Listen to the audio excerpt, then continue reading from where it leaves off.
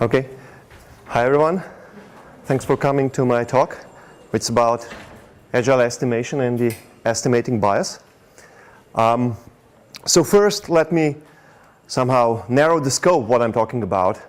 I'm not talking about the development, but I'm talking about the estimating the effort when we are doing contracts.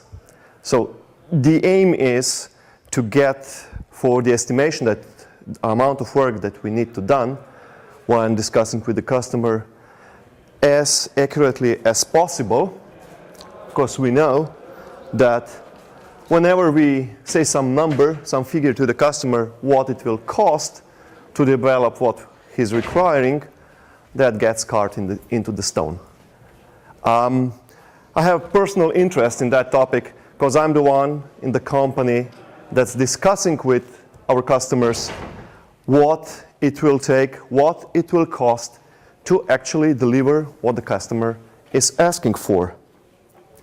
So the basic problem that we are all familiar with is that what we are actually trying to do is predict, foretell something that we really don't have any clue about it.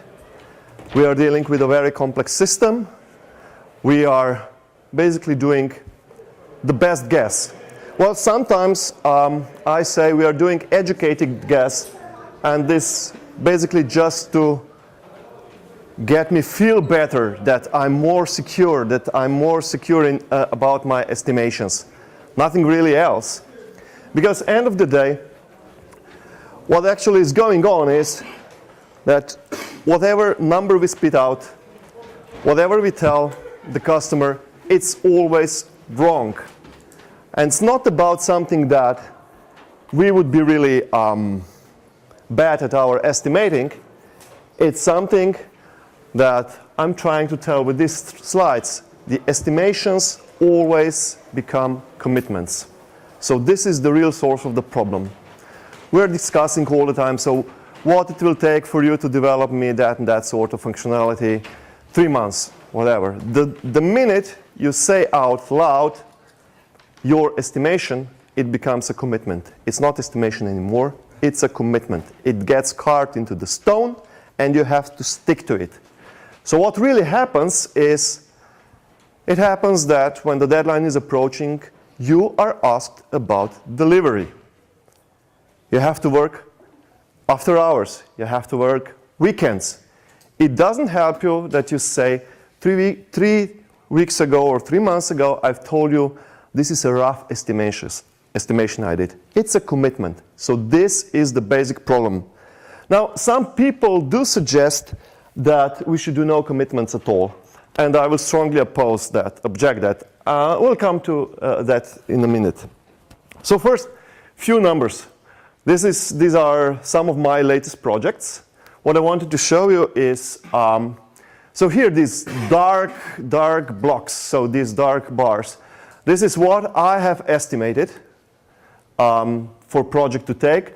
And these gray things, these gray bars, are what we actually spent for it. So you can see that I'm really bad at that. So being 50% off my estimation, it's a very good result. So this is first thing. Being 50% off means my customers are pissed.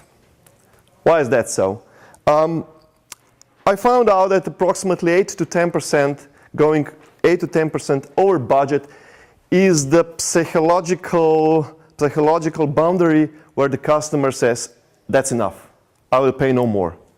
So going more, you have really difficult times explaining why you have gone off more and getting more budget.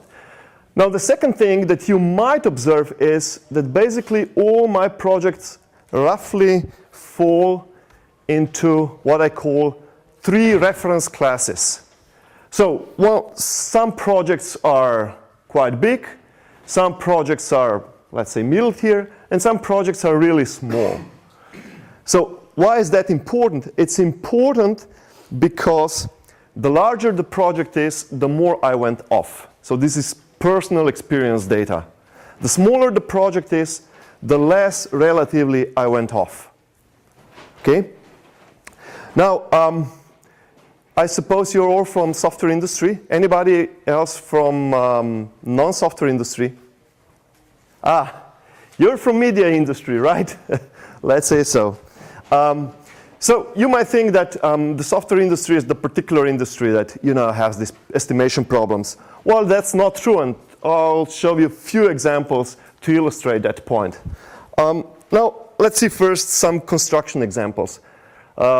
One of the famous one is Sydney Opera, which was estimated to cost around million Australian dollars, and the duration would take 4 years.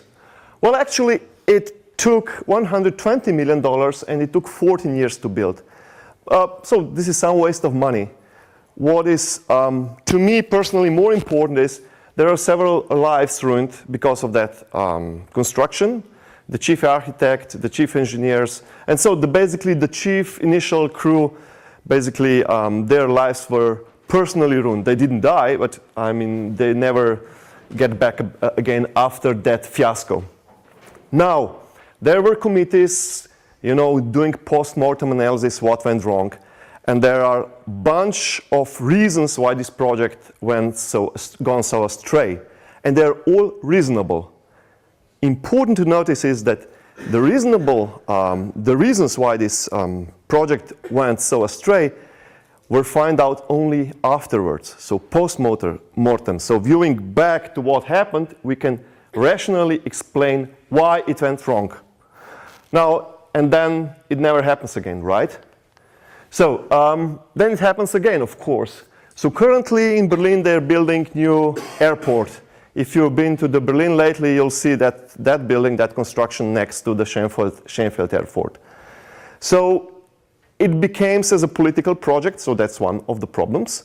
And they estimated that it would cost 2.5 billion, and a few years they will make it. Now they're over 6 billion, and they're still building it. Well, actually, right now they're considering to turn it down and start from the scratch again.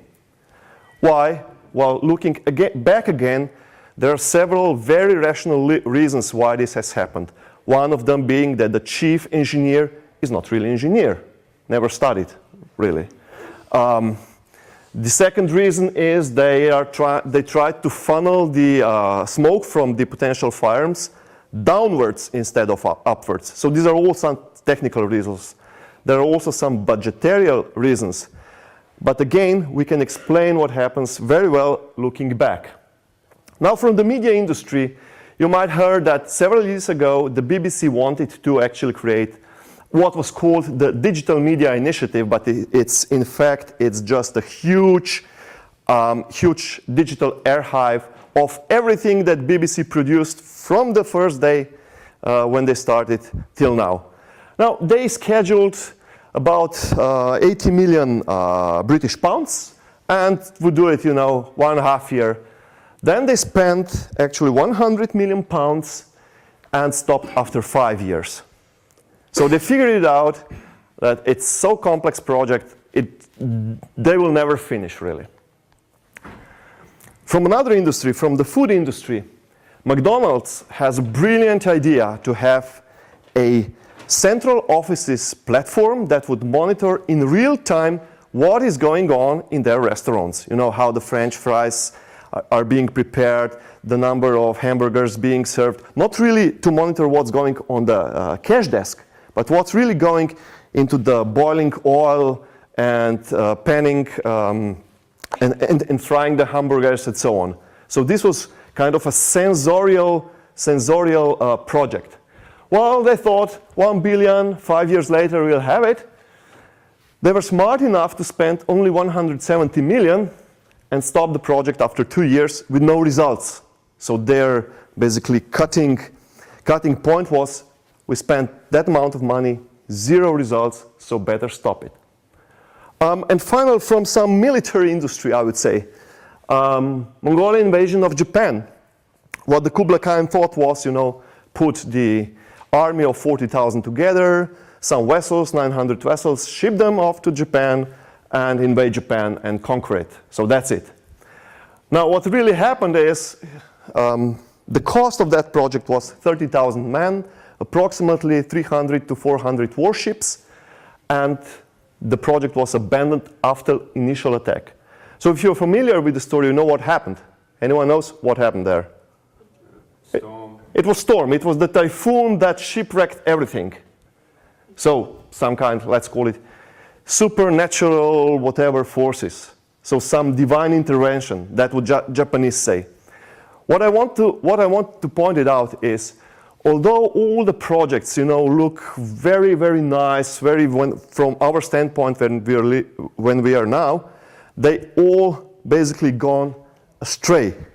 Some because of our human mistakes, some because of interventions from the outside. Now, why is that so? Why is that we estimate so badly? There is one very natural reason for that. I hope this, it's visible. There is one very natural reason for that. And the reason is that all the projects that we are basically dealing with are very complex systems. So they are complex systems. What does it mean it's a complex system? The complex system, by its nature, it's a chaotic system. Chaotic, word chaos, many people, most of the people I talk to, interpret in a wrong way. The chaotic system is a deterministic one. So this is very important. Deterministic one means I find the equation. So I find a set of rules, equations, natural laws, whatever, describe my system. Then I take these rules, I take some initial position, and then I extrapolate how the system will evolve through the time, and I know where I will come to, right? So this is the deterministic one. And chaotic systems are deterministic.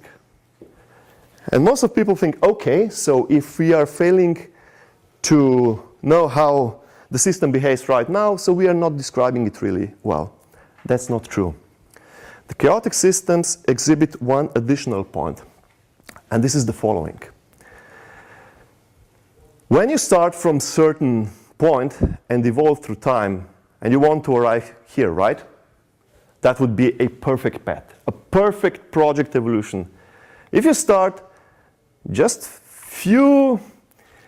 some bit off from the perfect initial spot, then you go quite astray through time.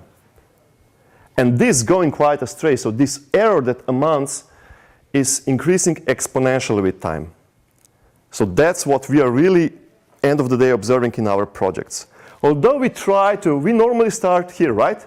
So this is what the customer wants. So we figure it out, wait, back. We say, okay, let's start here. We start our project, but we actually go there, or we go there.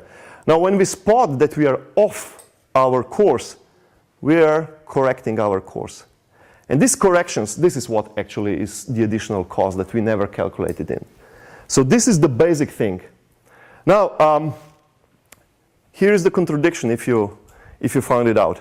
So what I'm trying to say is, on one side, let's improve our estimating methodology. On the other side, I'm saying we cannot estimate really. So this is, pardon my French, bullshit, right? Why I'm doing that?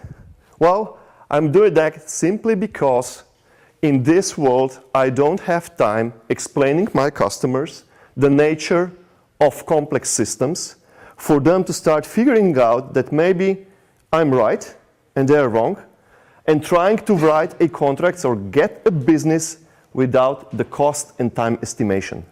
So this is my only motive. And now the question is, can I do something better than just this simple estimation? So my customers are basically, what they are showing me is a pattern, what I call a pattern. And the pattern is something that if you read old manuscripts, different books, normally religious books, if they are old enough, you will find out the same behavior. So what is the behavior? The behavior is, if I want to do some endeavor, I will sit down, calculate the cost, make a decision, and then move forward. So this is the decision pattern, decision process that we are all going through. And we are not consciously or unconsciously giving away this process. So we first define our scope or goal, then we gather costs, durations, then we consider alternatives, and then we say yes, no. So if you are on a side of a seller, or as I am, I don't want to go through my customer, start here and say, well, this is wrong, you're totally astray. Hear me, he'll say, we have no business.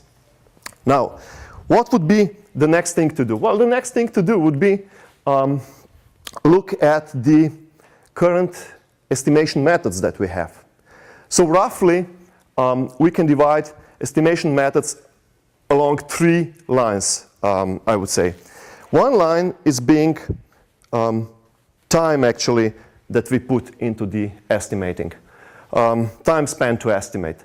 The other line being whether we estimate as individuals or groups, and the third line, whether we estimate bottom-up or top-down. So what I claim is, and this is basically the key of my talk, is that while Agile is basically in this area, so group estimation, basically top-down, and a little time to estimate, I claim that we should stop doing group estimations, going for individual estimations. That's number 1. And number 2, which is basically a consequence of this, we'll see it later, is that we should do something that's called class reference forecasting, or to put it simply, force ourselves to see for our past experience and do our estimations based on our previous past projects. So, for the time to estimate, I think we should stay in the area where the Agile lies. So Agile basically, as Mike Cohn already pointed out, Agile basically stays in the area of small time spent for the effort estimation, because we realized that when we start estimating, our accuracy goes up very, very fast. Then at some point we reach the plateau, and what it follows is what some people say, paralysis by analysis, right? So we figure it out feature by feature, atom by atom of our solution, and we don't get anywhere. Now, let's go to some real stuff, some, I would say, psychology studies. There was a guy, well, actually 2, Kahneman and Tversky, way back, 40 years way back. They were doing research. They were hired by US Army with one simple goal. Do a research how people behave in complex, stressful situations. How do they, decision-making process. The Army actually wanted to find out how this works and find ways how to improve it. Well, the goal is obviously simple. Let's make our soldiers more decision aware, so better decision-making process, and win the battle, win the war, right? So what they find out is that judgment processes or judgment errors are actually systematic rather than random. So the people actually do have some hidden bias in their decision-making process, rather than they're confused by data, by surroundings, by systems. And what they also found out, that estimators are always over-optimistics. Always, never pessimistics. So these are 2 important things. What they actually said. They found out some sources of the what they call estimation bias. I list here 5 of the sources that I find most important and something that we can really work on. So the first source of the estimation bias is interests. The second is the motivation. Then it's focal, anchoring, and social team bias. And I'll briefly describe all of the 5 to understand what we can improve and what we cannot improve. So first, the interest. The interest is just another word for lying, right? So I'm basically a salesperson. I want to sell you something, and I hear what you're saying. I know that I don't have it. I know that I cannot do it, but my bonus depends on the numbers. So I figure out, okay, let's try to nail this down. Let's get the contract signed. Then the development department will figure out what to do with it, and I'll be taking my bonus anyway, right? So this is basically lying. So it really depends on person, how far do you want to go, how far into gray area you want to go. But there is a simple countermeasure how to swipe away or at least diminish that bias. The thing is that what you have to do is you have to basically monitor the stakeholders. So, sorry. For the stakeholders, you have basically two categories. Whether the stakeholders have power, like your CEO of the company that is your customer. The CEO has the highest power, right? And some developer has the lowest power. Then the interests that you're entering the project. I, as a salesman, would have a high interest to do a sales, right? And my developer would have a low interest, really, to do, for example, all the features. Would have high interest to have very interesting features. So what you do is, those people that have high interest, you have to basically do frequent cross-checks on them. So whatever they say, do some cross-checks with some other credible sources. With people that have low interests, basically you verify them for consistency. For example, if I come to you and say, that unit, so the total production cost for that unit costs $100, right? And you note it down. 2 months later, I come to you. You know what? We have some raise in our cost, so this total production cost unit costs $120. You should actually challenge me. What happened in between? Did some materials got more expensive? Did all go up? What happens? If nothing happens, there is something wrong. So this is verification for consistency. And the third one is the most dangerous one. So you have a guy that has a high power and has high interests. And for that, there is no other way as managing him very, very closely. So closely means, from my experience, on daily or weekly basis. Talk to the guy, talk to him, feel about him, see if there is a trust or there is not a trust. So this is about interests, right? Lying. Then there is a motivational bias. Motivational bias, it also seems very simple to overcome because motivational bias is normally induced by the managers. So here is one example. We are doing a project, manager walks in and says, we have to cut the implementation time by 15%. If you find a way to do it, I'll give you 20% bonus. So why is that motivational bias? What do you think would be an answer of the product guy that's doing the product after 1 week? Hey boss, I find a way. I finally figured it out. You say, great, let's move it on. And you don't check what's really on. Maybe he just made it up. You get 20%. So if you just stop here at that point, then it's not motivational bias. In the first part, you're saying out the objective, right? The goal. What you should do. In the second part, you are motivating your guy in the wrong way. And you're inducing the bias. So this should basically be some training involved. And hopefully you overcome that kind of biases. But the next two biases are much more dangerous because they are unconscious, as Kahneman and Tversky found out. So one of them is focal bias. What is the focal bias? Focal bias is that you get a project in front of yourself and you always considered it as unique. There were no such projects in the entire human history as it is yours. It cannot be compared to anything. Why is that so? That's so because more and more the details you know about the project, more and more it starts to look like that it's unique.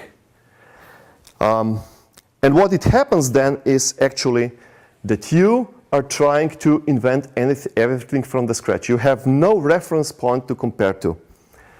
What you should actually be doing is, instead of asking questions like, what it will cost me that project, you should be asking your questions yourself, how long do such projects usually last? So this word usually is important. What do they usually cost? This immediately refers you and drives you somewhere where that you think about the other projects. Unfortunately, as Kahneman and Tversky point out, even when people are reminded explicitly to do such questions, they still very, very, very much consider their work to be very unique. So what the guy suggested that this should become the practice, that you should force somehow yourself, have a process in place to remind yourself always to go and see the reference projects, the reference class. And then it's the anchoring bias. Anchoring bias, anchoring bias is a similar thing, but in the anchoring bias, what really happens is that, for example, when I get a documentation to study a tender, right? I read it through, I think I figured out what I need to do. I go to the customer, discuss a little bit, figure it out a little bit more, go back. So 2 or 3 iterations, then I think I know what to do it. Then I sketch how we're going to realize it. So the development department gives me some inputs, and we have one scenario. This scenario is best case scenario, right? Remember the Kublai Khan invading the Japan. The best case scenario, land in Japan, conquer it, done. Then, when people are asked, consider the alternative cases. What if? What really happens here in the anchoring bias is that people do consider the alternative cases, do consider the risks, but they attribute them so low probability that when they're asked about how, what would be the effort for that alternative case? Would it be, bigger, smaller? The effort is very, very, very similar. For example, what would be anchoring bias? I'm the editor-in-chief, and I get a novel, right? And I get a novel from my famous, well-renowned author, right? I read the novel, I like it, it's great, and then I'm asked, so what is the chance? That this novel will sell in top 5%? I say, well, that's surely that's the best novel I've read from the last 20 novels. So this will sell in top 5%. And then I never ask myself how actually such kind of novels, such kind of stories do sell. And if I go and look at it and see that they actually sell in top 20%, I never considered this as a real option. So this is, I anchor myself as my first impression is what tells me what will be going on. Now, what I was trying to say in several ways until now is that when we are estimating, we have singular information on one hand, and we have distributional information. What is distributional information? The case that I showed you at the beginning, my eight projects, right? This is distributional information. I have 8 projects from the past that I can look upon. And the point is that as that guy is British, is someone British? No, that guy. As that guy pointed out, each game is unique, and this one is no different from any other. So we are looking at each case separately. Now, what extensive studies, something like, 10 years ago, something like that, showed is why do we actually neglect this distributional information? Why do we not look for our for past projects? Well, there are 3 to 4 reasons for that. First is when when they revealed, when Biller and his collaborators examined the recordings of the sessions, or of the planning sessions, what they find out is that 70% of time people were saying the words that are directed toward future when they were planning. So they were not reflecting back. So you are scheduled a task to plan for the future, so you do that. And that's revealed in the thought process. And even when they were explicitly reminded to go and look for the past experience, they didn't do so. So we don't know reason for that yet, why we are doing so, but the fact is that we are working that way, so we are doing so.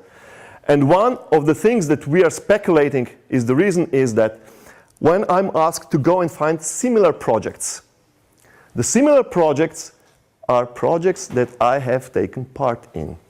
So the things that I know. I can compare only the things that I know something about, right? So can I compare Berlin-Brandenburg Airport to building the Sydney Opera? No, I cannot, because I don't know enough of them, right? So this is one of the problems. And the second thing is our utmost belief that we are right and everyone else is wrong, right? This is also one of the sources. Now, the question for me was, can group estimations eliminate overconfidence? So if you do estimates as a group, as we in Agile do, actually in my company, for the development part is doing group estimations, right? So can we eliminate this optimistical bias, this overconfidence? And if so, is this bias less optimistic than individual estimations?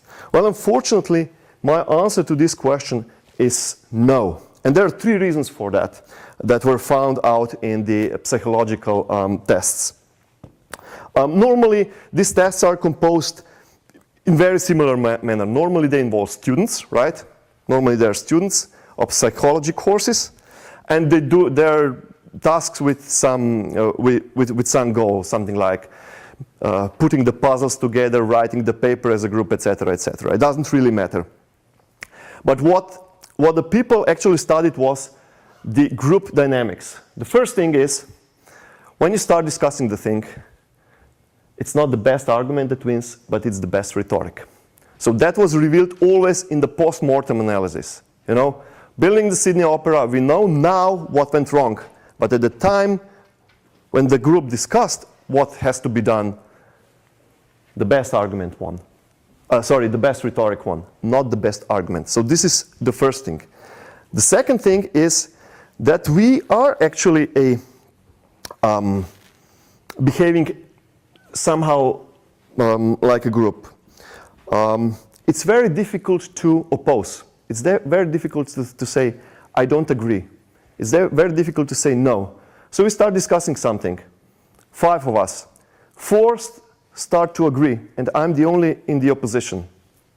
And this, most of the people normally subject to this line. If everyone else is saying the same, I must be wrong, and they must be right. So this is the second reason.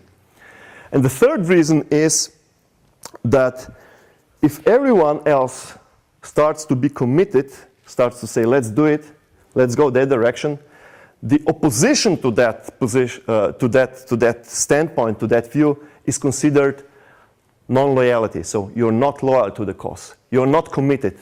You are undermining the project. And that unconsciously leads the people to say yes. So data from 2 researchers that confirm this group dynamics. So the guys tasked the students to write a paper. Paper had 4 parts: statement of the problem, analysis of problem, possible solutions, and recommendations. And they had to write a paper in the group of 3. There were 60 groups, so that statistic was somehow significant. And they asked each of them, before, when they explained them what is to be done, they asked each of them, what time would it take to finish a certain task? So they say, well, we'll have clear statement of the problem about 31 days.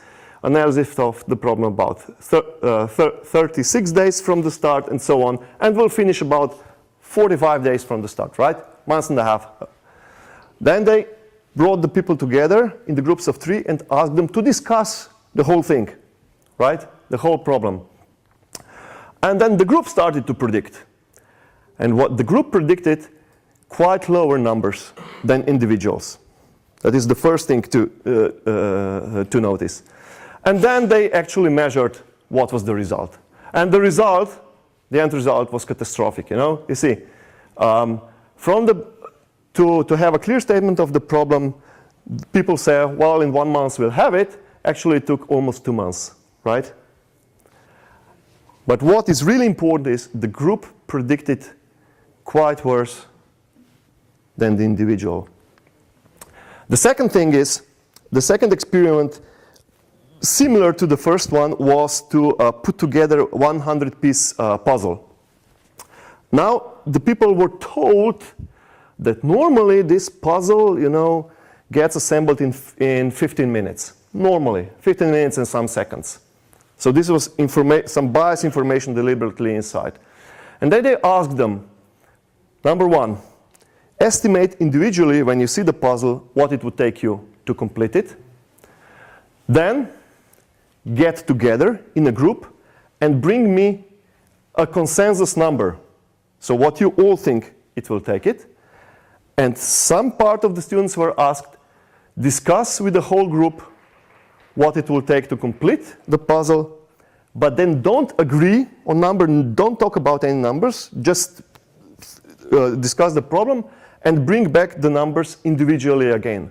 So what we see here is that kind of and that was the actual time. So what we see here again is that the group discussion, that the group dynamics actually gives the people the impression that the problem is easier than actually is. So the group dynamics is actually bringing people more confident. Now, based on all this work, especially on the work of Kahneman and Tversky, who actually, I think Kahneman won Nobel Prize for his work in 2002, there is a model how to somehow eliminate focal and anchoring bias. Only 2 biases, so that are coming from anchoring and focal points. And this is called reference class forecasting. And the idea is pretty much simple. Start estimating as individual, then find out reference class projects, take the data from the reference classes, compare your result to reference class. If it's too far off statistically, say that you estimated, you know, your estimate is too far off, and you repeat your work, your analysis of the estimation until you get statistically successful result. What does it mean? So if you say, let's say we are willing to accept 10% overrun of the budget. That would be something, 10% overrun of the budget. That is acceptable risk level. So if I come up with a number, then it's 10% of the reference class. I say, okay, that's still acceptable. I think I still done my job okay. This methodology was tried out in several projects, and it seemed that it works okay. Why I'm saying this? Because there were some successful cases, right? Building Edinburgh tram, when they re-evaluate the cost, and actually the final estimation was 30% bigger than the initial estimation. And there are some projects when this thing didn't do so well. Nevertheless, I tried it out. Here you have to be careful. I have to do a warning. I tried it out on 2 projects now, and it worked for me. And what do? I do not go with such the statistical elaboration so much. I do it more simply. So in company, there are two guys beside me, another guy, that we do initial estimation of the project. So we have kind of a feeling, we read the documentation, we read the scope, we discuss it, what it needs to be done, so that we have same reference, right? We are on the same page. Then we classify the project in one of 3 categories that I showed before to get the reference class data. And then we do initial estimation. Then we compare this estimation to our previous experience, to our projects, and we correct the number we got in initial estimation for the factor that actually fits to our previous experience. So basically what I do, if I estimated 100, the project will cost me 100,000 euros, and normally I see from the reference class that I should be 30% higher, I just multiplied it by 30%, that's it, right? So that's what I do. So this is something that's called intermediate estimation. Then we both go together, we compare our numbers. If we are something like 10% off, we repeat, but just once, we repeat intermediate estimation. If we are less than 10% off, we just take the minimum value as a true value. Why do we compare values? We compare values simply because if two evaluations are more than 10% apart, it might be that one of us forgot something to be included. So we have to go back and to check. So and then the average is taken. And what was the outcome of such? And what was the outcome of such process? So here it is. For the last two projects, we estimated. So this was our initial estimations. Then we corrected something, and then was the actual realization. So we are about 5% off. It goes. So this case was, I think this case was 8%, and this case was 5% off. So it's better than it was before. We will continue to do that. Whether it really works, it will show only after we gather some substantial amount of data like here. Especially what we need to do is we get to hit it on the really large project. So that would be all. Thank you very much. If any questions, you're welcome.